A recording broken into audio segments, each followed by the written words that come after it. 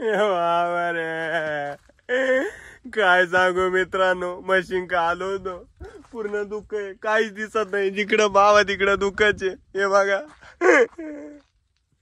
म्हशी इथं चारत होत्या. मशीन मी इथं पबजी खेळत बसलो, म्हशीच हरवले. आता काय करू, कुठंच 1 तास झाला शोधू राहिलोय.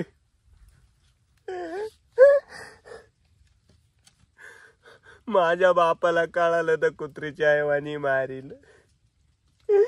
कशा तरी गावचा लागतील, पण दुःख बघ बघा बरं, दुःखच काहीच दिसू राहिलं नाही. जवळच दिसत, आता कुठं बघूया. नाही नाही नाही नाही, काही करून गावचा लागतील, नाही तर कुत्रीच्या ऐवानी माझा बाप मारील. गाव असल्याशिवाय पर्याय नाही दुसरा, नाही तर घरात सुद्धा घुसून नाही राहणार.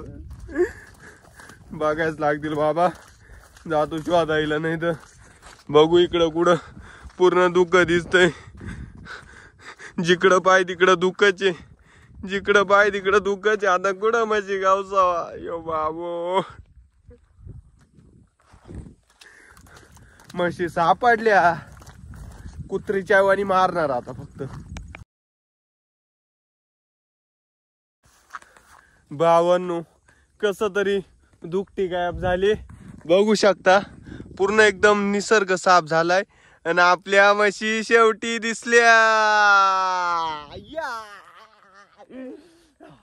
भाऊ, एवढं मनात सुख भेटलं. 2 तासानंतर म्हशी सापडल्या, एवढं खुशी मला कधीच झालं नाही.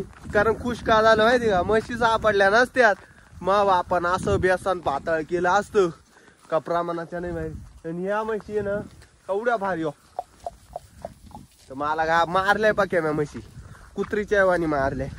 अरे 2 तास झालं शोधत होतो, 2 तास या दुपटीमुळे कुठंच गावसा ना. म्हणलो आज आहे ना, आज बेसन पातळ होणार आहे. पण देवाच्या नशिबाना थोडं बरं वाटलंय.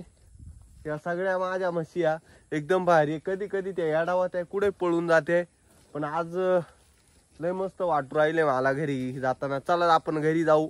आणि तुम्हाला व्हिडिओ आवडले असेल तर नक्की लाईक करा आणि सबस्क्राईब करा विसरू नका. जय हिंद, जय महाराष्ट्र. म्हशीवाला म्हणताय सबको बोलता. चलो.